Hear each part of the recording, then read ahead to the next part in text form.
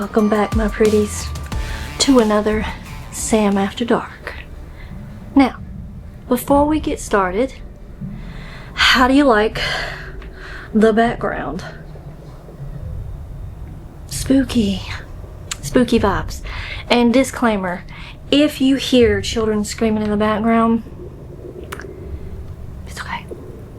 Everyone's fine. I guarantee you that RawHead and Bloody Bones is not getting them. They're playing. So that's just a disclaimer, okay? Alright, let's get into the spooky story of RawHead and Bloody Bones. And I have been hearing this story since I was little because my great grandma used to tell us this story. She had an attic in her house, or yeah, upstairs room, and it just, you know, she stored her stuff up there, right? She didn't want us going up there as kids, and she would say, don't go up there, RawHead and Bloody Bones might get you. So we did. We never went up there. And I had never looked into RawHead and Bloody Bones until the other day when I remembered that story of what she used to tell us. And when I looked it up, I was like, wow, like, she didn't make that up. This is an actual story. So I did not know that till just the other day. So let's get into it. Let's share the spooky background of RawHead and Bloody Bones. Okay, so I'm going to be reading off of a website, and let's find out. And I will link this website in the description box so you can click on it and you can go to the website, you can check it out. There is some pictures of some things disturbing, but yeah, let's get into it, okay? All right. Now, a good ghost story is a tempting siren. It will whisper in your ear to tangle your own words into the original thread of the story, creating a new and more wicked tapestry than the one originally designed. Everyone has their favorite, whether it be about a lonely hitchhiker, a lady in white, or an unknown creature that lurks in the shadows. Sometimes it's told again and again just like you heard it. Other times it barely resembles the original story and can cause aggravation to the listener who just had their favorite story mangled. Usually that's the version that gets retold millions of times, and this is true. Take RawHead and Bloody Bones, for instance. I've heard this story millions of times. Me, my grandmother. And I think everyone has a different variation. However, it's still a good story. Bloody Bones is a boogeyman feared by children and is sometimes called RawHead and Bloody Bones, Tommy RawHead, or RawHead. The term is used to all children and keep them in subjection. And it worked. Oh, great grandmother, how it works. Because, yeah, we was like, we're not going up there, not going in that attic. But this was recorded by John Locke in 1693. The stories originated in Great Britain, where they were particularly common in Lancashire and Yorkshire, and spread to North America, where the stories were common in the southern USA. The Oxford English Dictionary cites 1550 as the earliest written appearance as Hobgoblin, RawHead, and Bloody Bone. That's interesting. Bloody Bones is usually said to live near ponds, but according to Ruth Tongue in Somerset folklore, lived in a dark cupboard, usually under the stairs. If you were heroic enough to peep through a crack, you would get a glimpse of the dreadful, crouching creature, with blood running down his face, seated waiting on a pile of raw bones that had belonged to children who told lies or said bad words. Oh my. So how did it start as a boogeyman that lived under the stairs to the fearsome creature that's a common ghost story? As people immigrated to the U.S. and started to populate the hills and hollers around here, their environment and circumstances changed. Instead of keeping people and children in line by the boogeyman who ate wayward children, they molded the story to match their circumstances.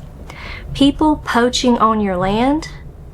There is a witch that will curse you if you go there. Someone stealing your livestock? Rumor is there's a wild creature that comes out at night to eat wayward travelers. Pretty convenient, but of course this is just a theory. Either way, some of these stories were retold and shaped into what our oral history is now. Ghost stories just happen to be fun and tantalizing. So, without further ado, I present to you RawHead and Bloody Bones. Back in the days of horse and wagon, when the Ozark Hills were still wild and untamed, there was a conjuring woman who lived deep in the woods. To the neighboring farms and small village, she was known as Old Lizzie. Old Lizzie could cure anything that ailed a man and often sold her remedies at the general store in town. Everyone came to Old Lizzie for ailments, but no one liked to stay and visit. Old Lizzie ended up adopting a wild razorback hog for companion. She fed him scraps, scratched his ears, and kept him healthy. She even talked to him like he was a person. She called him RawHead. Now, most folks in the area knew that Old Lizzie's property was off limits to hunting and fishing. She wouldn't abide poaching, and folks said that if you crossed her, bad things would happen to you. But that didn't stop Old Dan. No. Old Dan was a mean and nasty feller. He'd steal you blind, poach off your land, steal your vegetables out of your garden, and word around the area was he used to be a cattle rustler. He never earned anything a day in his life except maybe a jail sentence. It was getting about hog scalding time, and the neighborhood men were gathering their hogs up to take to the holler and butcher for the winter's meat. Old Dan didn't have any hogs and wasn't about to go hungry all winter. He went out and gathered up a bunch of wild razorbacks to take him to the holler. On his way, he passed Old Lizzie's place and saw RawHead rooting for acorns. He caught him and drove old RawHead to the holler with the other hogs. Old Lizzie woke up that morning and called for RawHead. He didn't show up for breakfast. He didn't show up for lunch. She went looking for him in his favorite spots, but by dusk still hadn't found him. Becoming worried, she went home and decided she'd have to find her beloved pet by magical means. She poured an old potion in a plate and asked where her hog was. The liquid began to flash scenes of RawHead getting rounded up by Old Dan, walking with the other hogs to Hog Scald Holler, then getting his throat cut and butchered. The last scene was his pile of bloody bones and his head scrapped clean. Wow. Infuriated by the murder of her only friend, Old Lizzie went to the cupboard and pulled out an old dusty book. It was a book that her granny told her not to use unless there was a dire need. Old Lizzie angrily wiped away her tears and began to light candles and chant, RawHead and Bloody Bones, RawHead and Bloody Bones. The last of the evening light disappeared. A wicked wind howled through Hog Scald Holler. She chanted and chanted until a flash of lightning erupted from her cabin and struck the bones of RawHead. RawHead's head began to twitch and clack. It gnashed its teeth together and roared, "Bloody Bones, get up and dance." His bloody bones and those of a few other animals cracked and clacked, and joined together, and RawHead's head perched on top. He stood taller than a man with wicked red eyes and bloody bones. He began to run through the woods looking for weapons to use against the vile hunter who took his life. He found a panther's fangs, a bear's claws, and the tail of a rotten coon. He raced through the darkness to old Dan's barn and waited for the old hunter to come out. Soon, old Dan made it home and unhitched his horse. There, lurking in the shadows, he saw RawHead. Fear coursed through the old hunter as he tried to back away. He was so scared he began to babble. What have you got those big eyes for? RawHead stepped a little closer. To see your grave, he said. The old man backed into a corner and tried to feel his way to the door. What have you got those big claws for? RawHead crept even closer. To dig your grave, he said. The old man was shaking and quaking as he still looked for the door. What do you got that stupid tail for? RawHead now stood in front of the trembling man. To sweep your grave, he growled out. The man could no longer move. Staring up at the terror in front of him, he whispered, What have you got those big teeth for? RawHead screamed into the night. To eat you like you wanted to eat me. Folks say you could hear a loud scream coming from old Dan's place that night, but no one ever seen or heard from the old poacher again. But sometimes folks swear that in the light of the fall moon, you can see RawHead walking with old Lizzie, and if you listen carefully, you can hear his bloody bones clacking together. Oof. So that's the end of that story, RawHead and Bloody Bones. And again, I'll share that in the description box so you can check that out. But that is an interesting story, RawHead and Bloody Bones is. I did not know that was a story that's been told since the 1600s, and the earliest being the 1500s. That is crazy to me. And I never got the chance to really ask my great-grandma how she learned of it, because she passed away when I was young.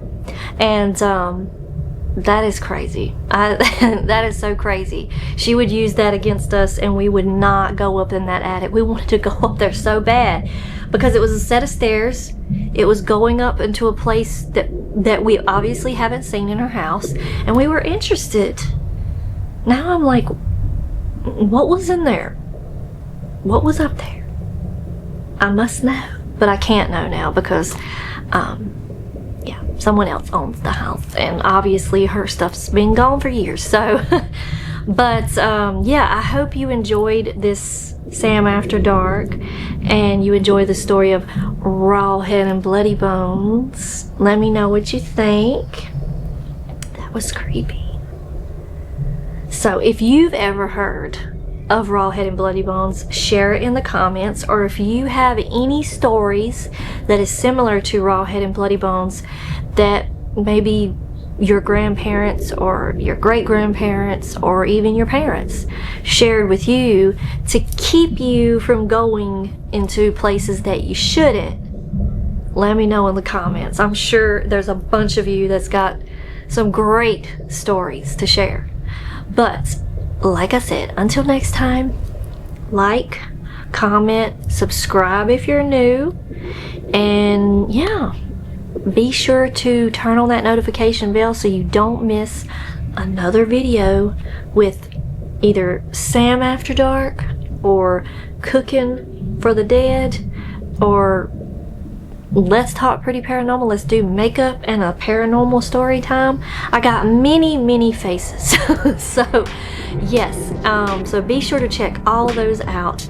And until next time, don't let RawHead and Bloody Bones get ya. Bye.